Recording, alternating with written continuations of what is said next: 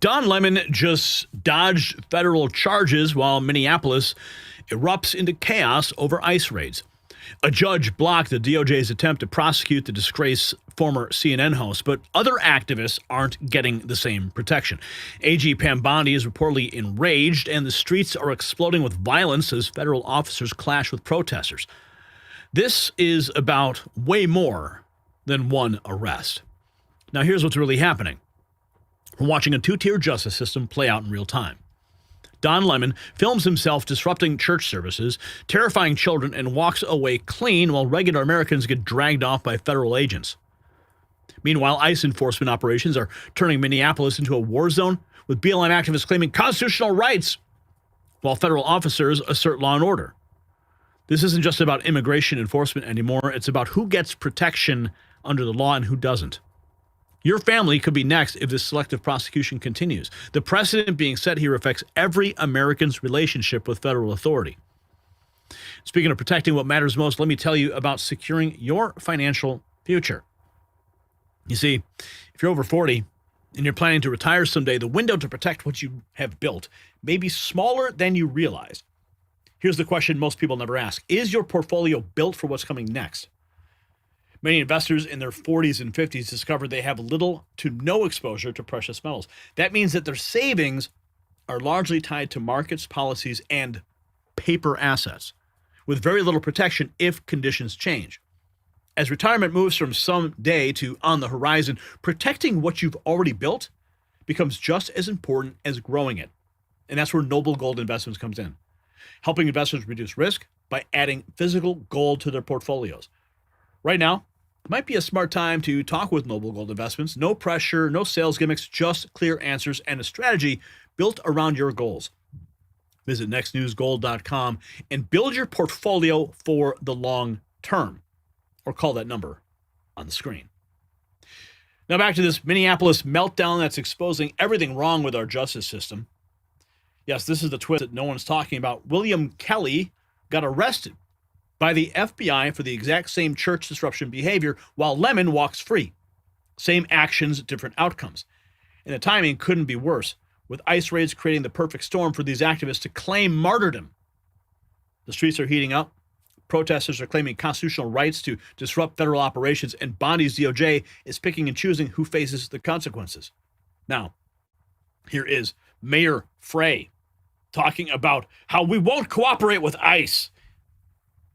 In Minneapolis, we will not cooperate with ICE or any federal agency around immigration enforcement work. We will not. And there's a good reason, by the way, that we won't. And it's not just the moral imperative here. Yeah, that's why you just got subpoenaed by a grand jury, dude. This sets up the federal response. Watch out, Vice President delivers exactly on his tough enforcement promise. Here's the Vice President in Ohio. Now, I'm headed from here to Minneapolis, where we're going to talk with some of our ICE agents, talk with local officials about how we can turn down the chaos. And my simple piece of advice to them is going to be, look, if you want to turn down the chaos in Minneapolis, stop fighting immigration enforcement and accept that we have to have a border in this country. It's not that hard.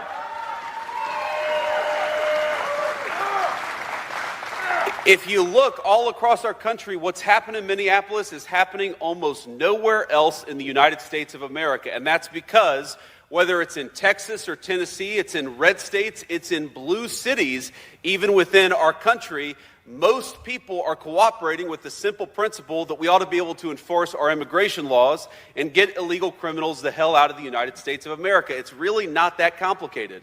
But in a few distinct cities, you see this craziness because the far left has decided that the United States of America shouldn't have a border anymore, and they are willing to fight and penalize and dox and even assault our law enforcement officers in order to fight for the basic principle that anybody ought to be able to come into the United States of America. Well, I'll tell you right now, the Trump administration, we reject that. We are going to get illegal criminals out of our country, and we're not going to let a few left-wing radicals stop us.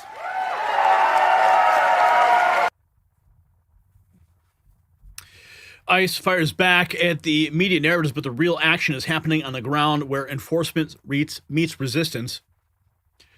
U.S. Immigration and Customs Enforcement, you're lying for clicks yet again. ICE did not and has never used a child as bait. The child was abandoned. On January 20th, ICE conducted a targeted operation to arrest Adrian Alexander Conejo Arias, an illegal alien from Ecuador who was released into the U.S. by the Biden administration. Ken Martin says here, ICE detained a 5-year-old in Minnesota as bait. An innocent child. Let that sink in. And he's using a picture or a screenshot of NPR News. ICE detains 5-year-old Minnesota boy. Lawyer says agents use him as bait. Of course the lawyers are going to say that. From official statements to street-level arrests, here's the first major bust that got activists in custody. BLM activist and Minnesota Christian Church attacker Nekima Armstrong being perp-walked and arrested. There it is. Oh, you can't see. Hang on. Here is the shot. There she is getting perp-walked. One of the architects of that insanity. The arrests escalate to violent confrontations as federal agents face organized resistance. Commander Bovino, right here, deploys tear gas on rioters who swarmed him and his agents in Minnesota. He gives them multiple warnings to stop, and of course, they do not comply. I'm in the gas. Get back. Gas is coming. Gas is coming. Gas warning. Gas warning. Warning. Gas on. Hey. Gas. Gas. Gas. You just get back. Get back. Get back. Oh, my goodness. Legal experts are weighing in as the arrests pile up. This is now building into a major federal case.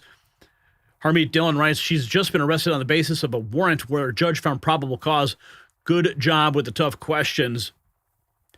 Left-wing lunatic who led the band of extremists to storm a church and went on CNN last night to gaslight about what actually happened. The assist here from CNN's Erin Burnett was really something to behold. Obviously, I'm not going to dispute your saying what happened, am I? Oh, wow. Of course, CNN. And I do want to correct something that was said in the beginning. We did not rush into that church. We actually went and sat down and participated in the service. And after the pastor prayed, that is when I stood up and asked him a question in response to his prayer. And then he responded to me. And then I proceeded to ask him about Pastor David Easterwood and how is it possible for him to serve as both the pastor and the director of ICE for Minnesota. And instead of responding to me, as soon as I said the name David Easterwood, the pastor said, shame, shame. And that is when I led us in chants, justice for Renee Good and hands up, don't shoot. So I want to clarify that. We didn't rush in. We didn't bust in. Oh, yeah. I guess that's going to be used against you in a court of law. Thank you for putting it on the record, though. Appreciate it. The FBI confirms what we're seeing. This church incident is now a federal investigation. Nekima Levy Armstrong is in FBI custody for her role in storming the church. Here she is, hanging out with Don Lemon. Tell us why you're doing this. This is Operation Pull Up, more of a clandestine operation. We show up somewhere that is a key location. They don't expect us to come there, and then we disrupt business as usual. So that's what we're about to go do right now.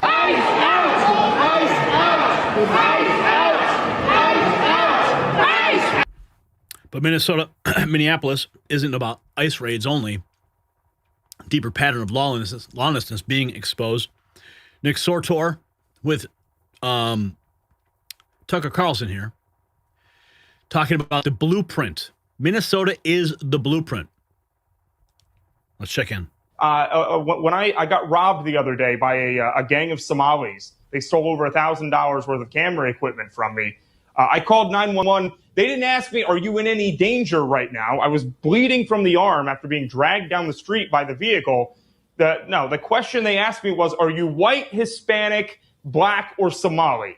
That was one of their biggest concerns. and it still took them 30 minutes to come to the scene. But that's like my fourth 911 call in the past 3 weeks out in Minneapolis.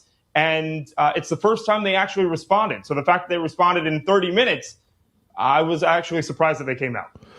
I'm shocked by everything you've just said. I do think we run the risk of misinterpreting people like Jacob Frey. Obviously, they're feminized. Everything you said is true. They're craven. They're weak. But there's also a will to power there. I mean, this is Trotsky. Okay, this is the looting of the armory. This is the way that people like Frey, and there are many people like Frey, gain power, which is through violence. It's through the mob. It's through mob action that they become more powerful. So it's not just that he can't stop it because he's too weak. He wants it. Just as the governor of the state of Minnesota and his creepy Winnie Mandela wife, breathed deep the smell of burning tires during the George Floyd riots because revolution means power to them. And so it feels to me, just from the footage that you shot, that things are getting completely out of control. They're totally out of control, and they have been for several weeks now, but this is exactly how Tim Walz wants it right now. I'm being totally upfront with you, Tucker. I truly believe this. This is the best case scenario for Tim Walz, because what were we talking about? The reason that I was out there already when this shooting happened, after the woman tried to run down an ICE agent with her vehicle, I was already out there because we were talking about the Somali fraud. So the riots, the unrest in the streets, the assaults on ICE agents, the just nonstop around-the-clock mayhem is the only thing that has distracted everybody from continuing to be able to talk about the billions of dollars worth of fraud that have been enabled under Tim Walz. And we have to get back to that. We can't let that go away. But in the meantime, we also can't allow ICE agents who are taking rapists and child molesters and all of these violent illegals off the street. We can't just leave them hanging as well. And so I'm pretty much going to move to Minneapolis at this point, and that is not a place I want to be. It was such a nice city. It was famously a Swedish city, so I knew about it, and it was a really, really nice place not that long ago. It's unrecognizable now, and immigration is one of the main reasons for that. It's just true. Man. Nick Sorter called 911. They got ghosted. Nick said he called 911 multiple times. As he witnessed protesters stealing weapons from a federal vehicle, no one picked up No one followed up, nothing. Well, the rest happened in real time. Activists are planning their next moves, and we've got the exclusive intel. Karen Boroshenko says, tonight I secretly recorded one of the most insane leftist organizing calls I've ever infiltrated. This meeting was with student anti-ICE activists across the country. It was not recorded by the organizers. I have the only recording that exists. Clips start dropping tomorrow. I'm Carlin Borisenko. I'm an analyst and independent journalist covering the far left in America. And tonight I recorded one of the most insane leftist activism calls that I have recorded in the years that I have been covering the far left. And I have infiltrated hundreds of leftist organizing calls. What I heard in this call, my jaw hit the floor. Tonight I infiltrated a call with the Sunrise Movement student organizers. These are mostly college students, although there were high school students on the call who were discussing their anti-ICE activism all over the country. In addition to being affiliated with the Sunrise Movement, many of them are members of the group Socialist Alternative, which has been one of the groups that has been highly active in anti-ICE organizing in Minneapolis. These students talked about how they're the ones staging the noise protests outside the hotels deliberately to keep ICE agents up, deliberately to pressure hotels into kicking them out and not housing ICE agents. These students talked about the general strike that's going on Friday and how this is all preparation for the big revolutionary strike that they hope to do in 2028 that I've reported on countless times, the big mass general strike they want to use to shut down the economy. These students then went into breakout sessions where one of the key topics in the breakout room that I was in was, how do you deal with your friends that are counter protesters that come and show up with American flags and Sorry, here it comes. American flag, or excuse me, if anyone shows up to our protest protest with an American flag, we are going to kick them out or make fun of them or humiliate them, make them feel unwelcome at the protest. So that is something I have on video as well. I mean, these students are highly indoctrinated activists, and I think it's going to be shocking for a lot of people to see this coming out of the mouths of people who could be the children of many people who consider themselves to be anti-communist. So I will be dropping the clips from this training starting tomorrow. There are a ton of clips that I need to make, and I just want to give you guys a little preview of what's coming, because all of this is building up to the big mass strike on Friday that is not only going to be in Minneapolis, although I do think it is going to be huge there. I think this is going to be a very large nationwide day of action, and I don't think many people on the right are prepared for how big it is and how organized these people are. And one of the things we keep hearing from them over and over and over again is they think they're winning, and that means they push harder. They need to get more aggressive with their tactics. They talked about that on the call tonight. So if you want to be the first to see these clips, make sure you are subscribed to my Substack. That is Carlin, KARLYN.substack.com. Make sure you're following me on Twitter or X at Dr. Carlin B, DRKARLYN, the letter B. And make sure you subscribe to my YouTube and Rumble channels. I will be doing ongoing coverage of all of the anti-ICE protests in Minnesota. And, you know, this party is just getting started. So, you know, buckle up, folks. It's going to get bad. Yeah, she's a great follow. That's why we track her and present her information here, because she's right there infiltrating these calls.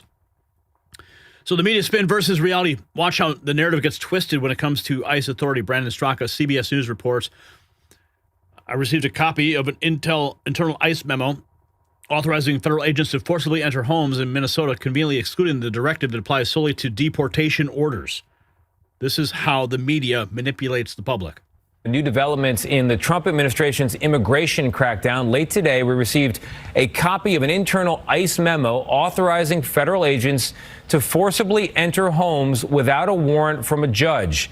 The directive was provided to Congress by whistleblowers who say this goes against standard training in the Department of Homeland Security.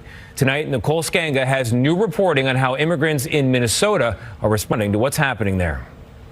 In St. Paul, Minnesota's Hmong Village, empty stalls line a once busy marketplace. On a normal day, all of these stalls would be open. It's a sign, the city's mayor explains, of the deeply rooted fear spreading within immigrant communities. They're afraid to leave their homes. They're afraid to let their children go to school. Mayor Kali Her says that fear has driven natural... Fear. The immigrant communities.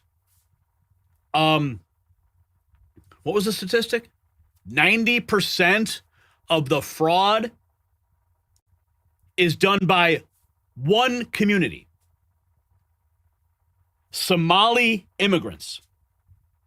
But they're framing this as if it's targeted towards the immigrant community. See how they're conveniently and intentionally framing this? It's shameful. I'm not even going to give this any more time of day. But now the coverage is spreading beyond Minneapolis. More arrests unfold. Harris-Faulkner protesters are saying that Minnesota sheriffs would be local law enforcement on the ground here have surrounded the car of a woman. She's spreading mud on the ground, and sheriffs pulled her out of the car, according to witnesses. What? Have some breaking news out of Minnesota right now. Protesters are saying that sheriffs, that would be local law enforcement on the ground there, have surrounded the car of a woman. And they say she was out. They thought she was among them as a protester. She was out spreading mud on the ground, and sheriffs pulled her out of her car, according to witnesses. And they say that she can go someplace and get the help she needs.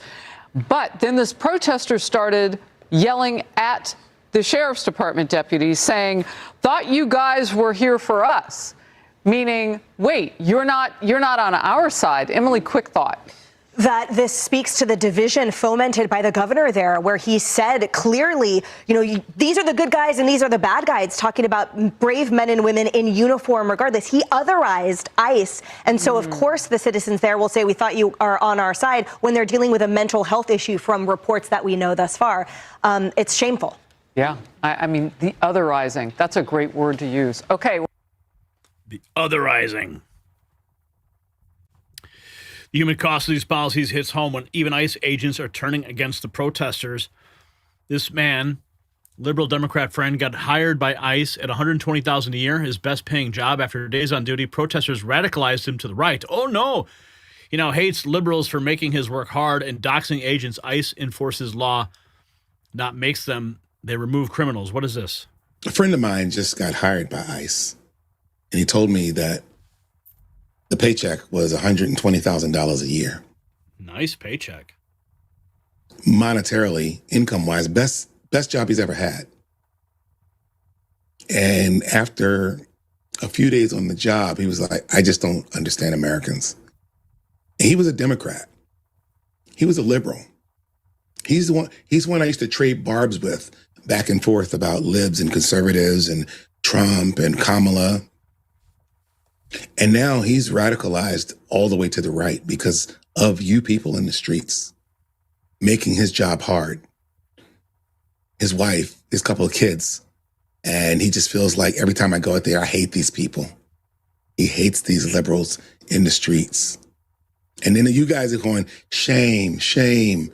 You're shaming and doxing ICE agents who have families just like you do, who have loved ones, friends, parents, and they're just trying to make a living. Just trying to make a living. They are the messengers. They're just doing their job. ICE agents don't make the laws, guys. They just follow them. Protesting ICE workers is like yelling at cashiers because you don't like the store prices. They are the wrong target. If people are mad about immigration rules, they should be protesting the politicians in D.C. They're the ones who wrote the laws, not the people hired to enforce them. They're out here trying to keep your community safe, trying to remove dangerous people from the street. A big part of what ICE does is finding and removing people who've committed serious crimes, like human trafficking or gang activity. They are here to stop the bad guys. And that's why we continue to support what they're doing, despite the media spin. The resistance movement is growing. National Portland shows a coordinated effort as well. Violent far left, even open border extremists try to storm City Hall and demand the city do more to oppose ICE. Oh my goodness. Racist system! No departure to racist system! No departure to racist system! There's more stairs coming up.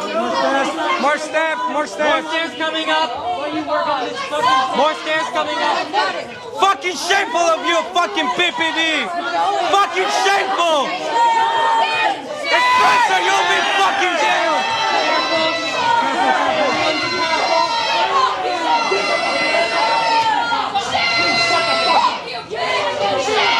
Oh my goodness. Yeah, that's in Portland, January 21st. And posting that. The system itself is compromised when those handling elections are part of the resistance. Andrew Colvett. These are the folks that deliver your mail-in ballots. Colin Rugg. New. U.S. Postal Service driver yells at and appears to flip off Border Patrol agents while they were speaking to someone in a Honda Civic. Go home, you fucking losers! United States Postal Service.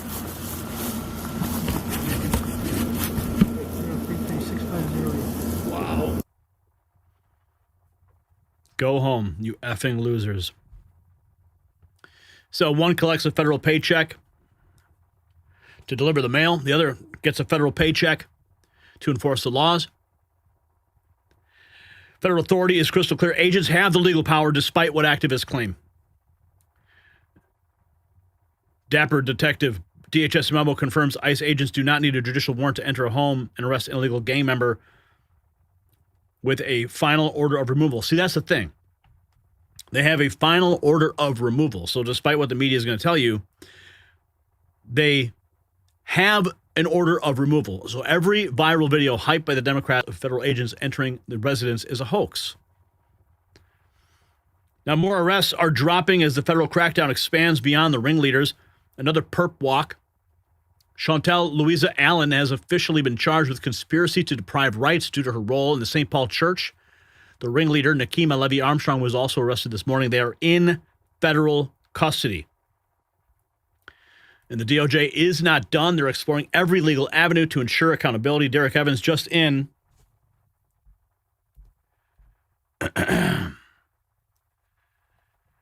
Sources claim DOJ is exploring other avenues after magistrate decision related to the St. Paul church incident. Court records show attempted charges that mysteriously disappear from the system. Josh Gerstein, I took down this post while Lemon's name appeared in a short time ago in a court record as one of the 8 defendants in the church protest. I'm told magistrate judge rejected the charge against him. The docket entry now gone. A federal judge blocking charges against a major media figure, but the DOJ is not backing down. Red Wave Press. The Minnesota federal magistrate judge blocking the Trump DOJ from bringing charges against Don Lemon, who joined the anti-ICE protesters in storming St. Paul, Minnesota church on Sunday, according to CBS News.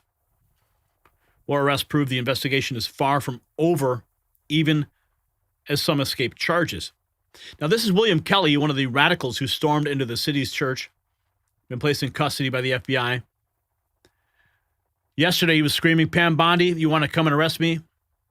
You want to come and give me charges? So be it. And Bondi followed through. So, Pam Bondi, you want to come and arrest me? You want to come and give me charges? So be it. And for all the people giving me death threats, threatening my life, kill me. Go ahead, kill me. Because you know what? As Fred Hampton said, you can kill the revolutionary, but you can't kill the revolution. Nice try, buddy. Don't drop the soap. The FBI director confirms a third arrest as the federal response intensifying. Here's Kash Patel. The third subject now been arrested connected to targeting City's Church in Minneapolis. William Kelly is now in custody. Justice moves forward for some, while others escape, and Kelly joins Armstrong in federal custody. William Kelly has been arrested by the FBI. Kelly filmed himself attacking Christians in their church pews, spitting on them and threatening them because of their race and religion. You can see the terrified video of the children in the video. We played this for you before. As you can see, all these pretend Christians, all these comfortable white people who are living lavish, comfortable lives while children are dragged into concentration camps. You're living real life, nice lives with your lattes, doing absolutely nothing. And now he's in custody. A.G. Bondi, though, hitting a roadblock with Don Lemon. But the fight for equal justice continues. Pam Bondi and the DOJ pushed to charge Lemon, but Minnesota magistrate judge blocked it. Bondi's enraged at the decision. The process is not over, though, and other avenues can be pursued to charge Lemon, according to CBS. This is the beginning of what's going to happen here. When you violate people's due process, when you pull people off the street, you start dragging them and hurting them and not abiding by the Constitution. When you start doing all of that, people get upset and angry. And if you remember what the civil rights movement was about, the civil rights movement. Oh, kiss my ass. So, quit with the embarrassing performances. A judge has refused to charge Don Lemon. While you arrested that other church ringleader attacker, you haven't arrested any criminal Democrats or even arrested any protesters impeding federal officers. People want to see real arrests. Judge rejects Trump DOJ bid to charge Lemon. All over the headlines. So this is the moment that reveals everything. When federal judges start blocking prosecutions of media figures while regular activists get perp walk, we're not talking about equal justice anymore. We're watching the system protect its own while throwing everyone else to the wolves. The mask is completely off. Now, the real question isn't whether Don Lemon should face charges. It's whether we still have equal justice under the law. When judges block prosecutions based on who you are rather than what you did, we've crossed a line that threatens every citizen's faith in our institutions. The Minneapolis chaos is just the symptom. The disease is a justice system that operates by different rules for different people. The selective enforcement will only get worse until we demand accountability from everyone involved. So do you believe we have equal justice under the law in America? Let us know what you think. And while you're at it, check out the Next News merch shop. The system controls information. Information control is power. They don't want you to see this. The truth only survives together. They don't want this shared. Share this now.